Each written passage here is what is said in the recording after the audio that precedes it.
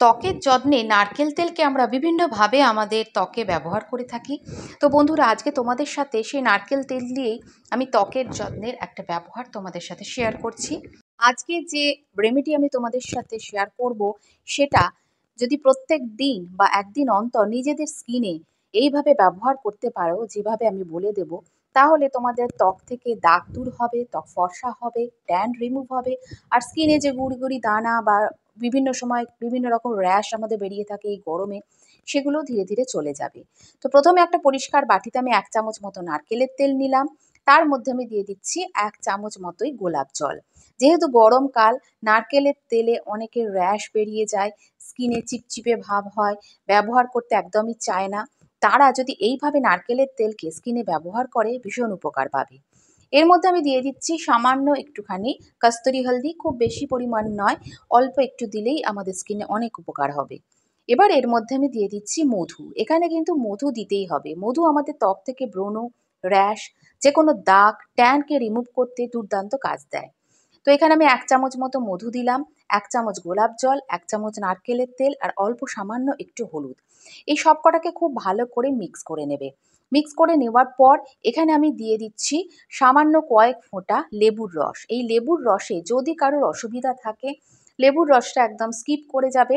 এই যে 4টে উপাদান আমি আগে দেখালাম, সেই 4টেকেই মিক্স করে তোমরা স্কিনে ব্যবহার করবে। তবে লেবুর রস কিন্তু আমাদের স্কিন থেকে দাগ দূর করতে, ট্যানটাকে রিমুভ করতে, আমাদের স্কিনকে টান টান রাখতে, কোলাজেনকে বুস্ট করতে, যেটা আমাদের স্কিনে বয়সে যে বয়সের ছাপ পড়ে যায়, স্কিনে ভাঁজ পড়ে যায়, সেটা দূর করতে কিন্তু ভীষণ কাজ দেয়। তো আমার রেমেডিটা একদম রেডি হয়ে গেছে বন্ধুরা। এবার ব্যবহার করার আগে প্রথমে মুখটা ভালো করে ফেস ওয়াশ দিয়ে পরিষ্কার করে নেবার পর আমি এখানে গোলাপ জল দিয়ে আরেকবার মুখটা ভালো করে পরিষ্কার করে নিচ্ছি। গোলাপ জল আমাদের স্কিনের পিএইচ ব্যালেন্সকে যেহেতু বজায় রাখে, স্কিনকে হাইড্রেট রাখে, গরমেও স্কিনকে রুক্ষ শুষ্ক হতে বাধা দেয়।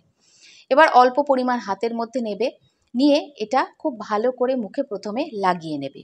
লাগিয়ে নেওয়ার পর তোমরা যে যে মাসাজ জানো, ভালো করে সার্কুলার মোশনে সেইভাবেই মাসাজ করতে স্টার্ট করবে।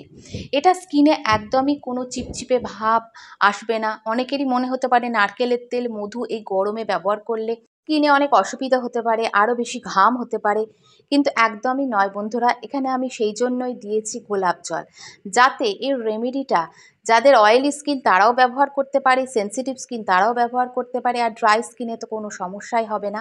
খুব ভালো করে দেখো, আপওয়ার্ড ডিরেকশানে আমি এইভাবে মাসাজ করছি, সার্কুলার মোশনে তোমরা হালকা হাতে মাসাজটা করবে 5 মিনিট ধরে। এটা সপ্তাহে প্রত্যেক দিন বললাম করলে তো ভীষণ উপকার পাবে, বা একদিন অন্তর অবশ্যই করবে। তারপর যে কোনো ভিজে টাওয়াল নেবে একটা, জল দিয়ে নয়, ভিজে টাওয়াল বা ভিজে কাপড় একটা নেবে, দিয়ে চেপে মুছে নেবে। এই কারণেই বলছি ভিজে টাওয়াল নেওয়ার জন্য, কারণ আমরা যে স্কিনের যেটা অ্যাবজর্ব করার এই রেমেডিটা নারকেলের তেলে, সেটা সবটাই অ্যাবজর্ব করে নেবে 5 মিনিটের মধ্যে। আর বাদ বাকি যেটুকু থাকবে সেটা আমরা এইভাবেই রিমুভ করে নেব। তারপর দেখবে স্কিন কতটা পরিষ্কার লাগছে, ট্যান রিমুভ হয়ে যাচ্ছে, আর স্কিনটা ভীষণ টান টান, গুড়ি গুড়ি দানা যে বেরোয়, র্যাশ বেরোয় এই গরমে, সেগুলো একদমই বেরোবে না। কারণ এখানে হলুদ দিয়েছি আমি, মধু হলুদ কিন্তু দুর্দান্ত কাজ করে সেনসিটিভ স্কিনে। তো আজকের ছোট্ট রেমেডিটা ভালো লাগলে ভিডিওতে একটা লাইক দিও, চ্যানেলটা সাবস্ক্রাইব করে রেখো। টাটা।